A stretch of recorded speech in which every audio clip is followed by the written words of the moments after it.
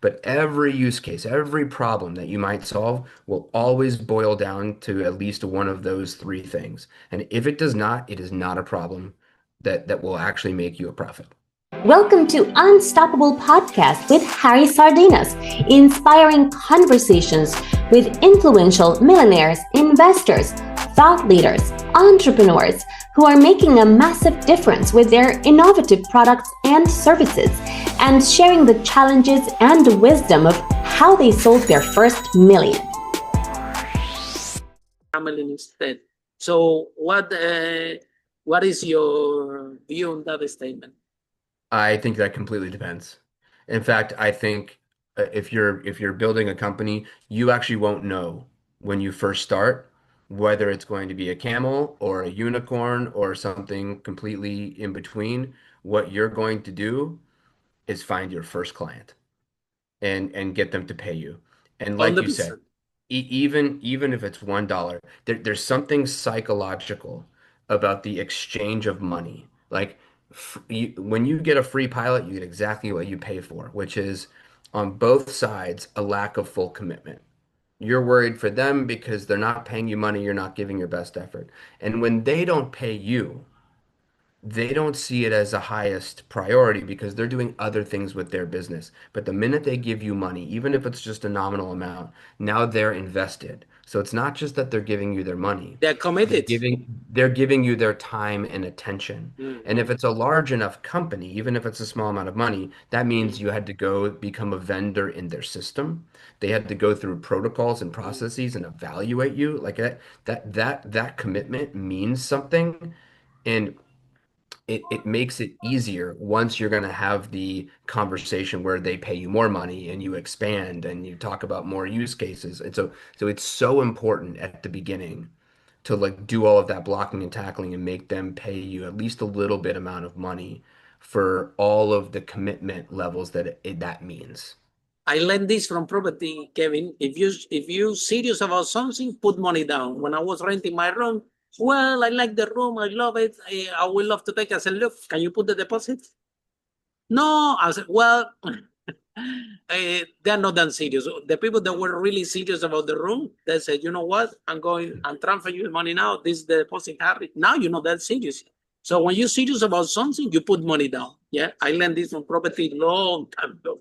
Yeah, Otherwise, people can tell you, yes, I love your product, I love this, I love yeah. this, but they can tell you any word you want to hear. But if they're serious about it, they're committed, they will put some money down, Kevin, right? And then, Yes, it yeah, applies to real estate as well, right? absolutely. Anytime you make an offer on a property, Mhm, almost any property, you have an option period, right? Where you're mhm. going to put a nominal amount of money down. Um, some of it is refundable, but some of it is not, and you allow yourself some sort of time period, right? It could be 7 days, it could be a month, depending on the type of property, to go do further due diligence. Maybe you're going to hire an inspector, maybe you're going to hire an architect, maybe you're going to go to the city planning commission and make sure everything is, you're going to hire a title company, right? Um, but the minute you gave money, now you're serious. You're going to do all those things. You're going to Absolutely. inspect the property. If you just said, "Oh, I may be interested in this property," but you didn't put money in, you might have other priorities. It's just the psychological Mhm. whatever what Even if they happens tell you when you words, exchange they will money. tell you the more beautiful words that you can Yeah, hear. yeah, Oh, I will love your property. I'm gonna buy the property. Oh, this does is the not matter. property of my dreams. Yeah, But when they say, well, can you put some deposit? I say, well, I have to wait. Let me see next week. It yeah, doesn't matter. Words doesn't mean anything. When someone is serious about something, even if the client thinks in for the tech entrepreneurs, if they're yeah. serious about, they will pay you. They will pay It's you at so least. cliche, but Yeah. money talks is a Mhm. valid statement. Mhm. Then, Kevin, sorry to talk more about this subject, but I think it's really important, and we find a lot of Yeah. challenges in this of getting obsessed about the first client. Never the we never see the position of the startup founder, which is have a new product that nobody knows about it. Okay, and doesn't even have validation. And I think, which is very powerful what you share here, and that's why I'm spending more time on this, is that all these tech companies going out there raising capital, they're avoiding something that has to be done in order the company to be successful, which is go out and find clients that pay you money, right? You can even embrace it from the beginning, or you can raise millions and millions and millions. And when the investor said, look, there is no more money for you have to go out and find the clients. So you better embrace it from the beginning. And I think, Kevin, that there are a lot of mechanisms that provide the tech founder or the tech entrepreneur. I have this technology, I have AI, I have this software, I have this, I'm going to do this, I'm going to change this. And you make a story about this. And then the VC comes and gives you funding, money and things like that.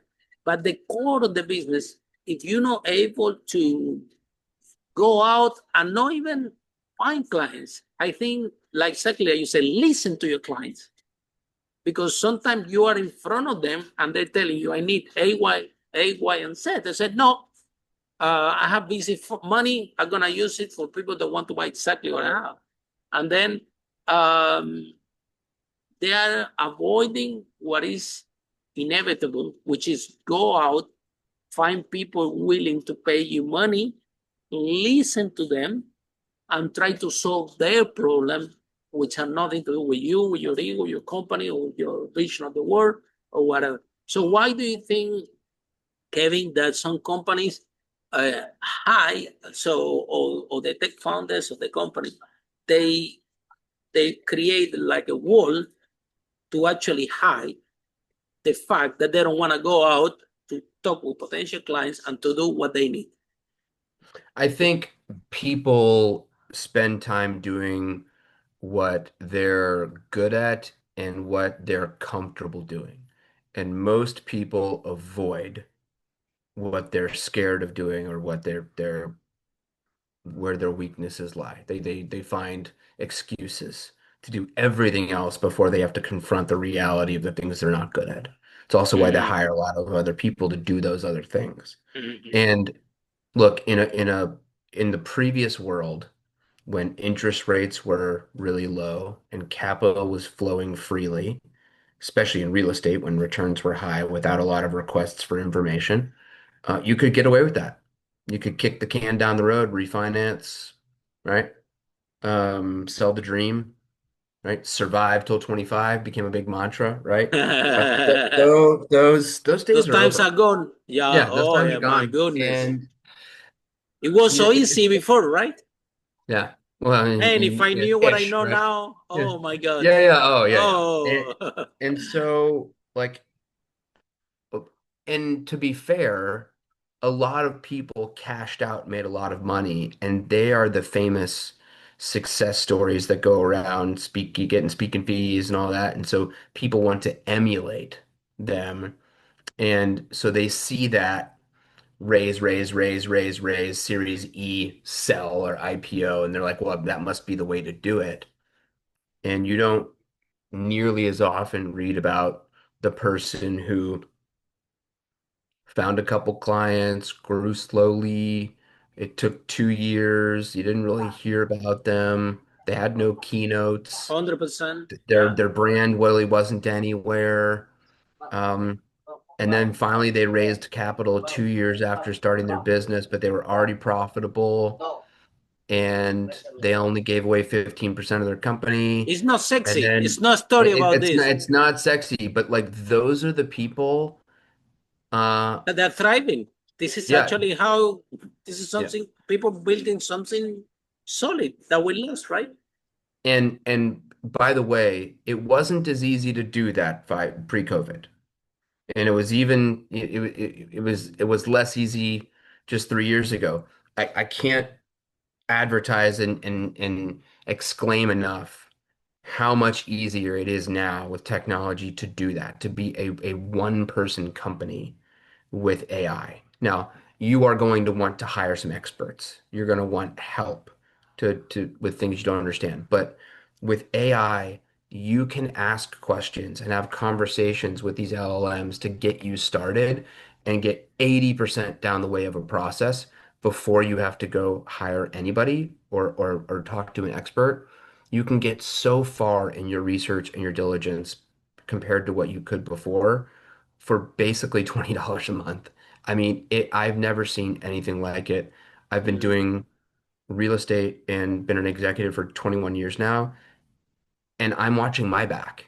Even with my network, even with my experience, my job is threat for AI. And so like we're all like this technology is amazing, Harry. Like I've never seen Tell anything me like about it. it. Yeah. Tell me So about it. it is a risk, but it is also an opportunity.